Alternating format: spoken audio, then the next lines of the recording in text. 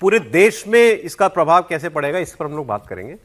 Electric vehicle policy Delhi सरकार ने कल अपनी लागू की है। बहुत शानदार। आप कहेंगे कि ये क्या क्यों इंपॉर्टेंट है? दिल्ली अगर ये policy in letter and spirit लागू हो जाए, आपको आने वाले वक्त में दिल्ली में ईवी ही ईवी दिखाई देगी। इसकी भावना ऐसी है कि दिल्ली में अब इलेक्ट्रिक गाड़ियां ही चलें। और ऐसे एक वक्त हुआ था, मुझे याद है, जब हम लोग नई दिल्ली में आए थे जब आई थी तो सीएनजी का हम सीएनजी, हाँ, पूरा शहर पब्लिक ट्रांसपोर्ट सारा का सारा सीएनजी पे शिफ्ट हो गया, बस ऑटो सब कुछ। अब वो सब कुछ शिफ्ट कर रहे हैं ईवी पर, लेकिन केवल पब्लिक ट्रांसपोर्ट नहीं, प्राइवेट ट्रांसपोर्ट को भी। अब इस पॉलिसी के अंदर क्या है, पहले तो ये पॉलिसी 1 जुलाई 2026 से 31 अगस्त 2031 तक है, मतलब 5 साल की पॉलिसी है। इसमें हर एक अनुमान है कि 15,000 करोड़ रुपए का नागरिकों को लाभ मिलने वाला है सरकार की तरफ से। क्या होगा इसमें?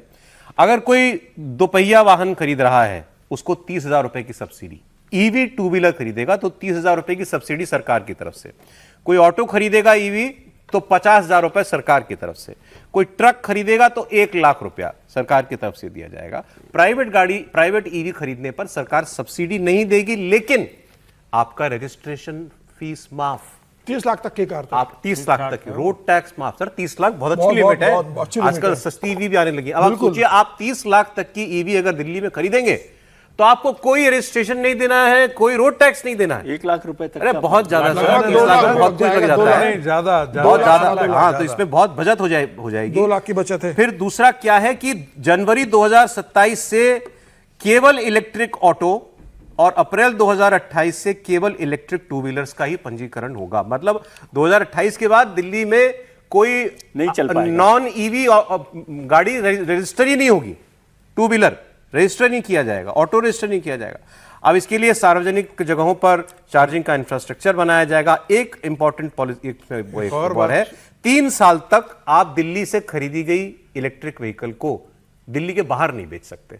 मतलब वो गाड़ी रहेगी तो दिल्ली में, भाई दिल्ली का प्रदूषण कम करना। नहीं, पैसा भी दूसरा एक और बात है, जो स्क्रैप है उसको भी खरीदने की बात की है। हाँ, कि जो आपके जो पुरानी गाड़ियां हैं वो स्क्रैप के। अब ये पॉलिसी एक मॉडल बन सकता है पूरे देश के लिए।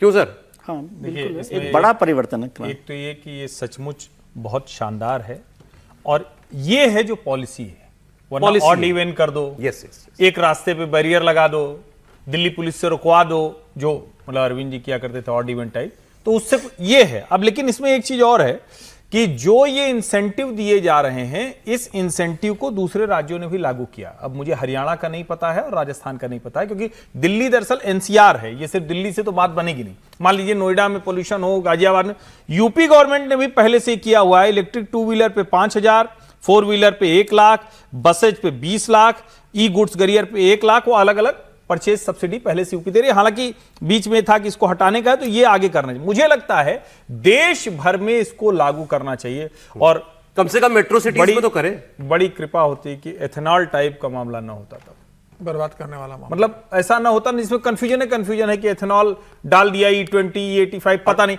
मतलब इसमें क्या पॉलिसी के लिए समय दिया है आपको। अगर गाड़ी का इंजन उसके क्या कहेंगे उसके हिसाब से बना रहे हैं। और आपको मैं बता दूं, ये तो पॉलिसी आई है, अदरवाइज आपको शहरों में, आप भी घर से निकलते होंगे तो अब पहले हम भी कह सकेंगे ना, बीजिंग की तरह हमारा आसमान भी देखिए शानदार, वो भी आपको ईवी ज्यादा दिखनी। एक साल में देश भर में इलेक्ट्रिक वाहनों की बिक्री में 50% से ज्यादा का उछाल आया है। बहुत बड़ी बात, कितनी बड़ी बात सरकार कर रही है। 30 लाख की गाड़ी खरीदोगे तो 4 लाख रुपए बचेंगे आपके। बिल्कुल।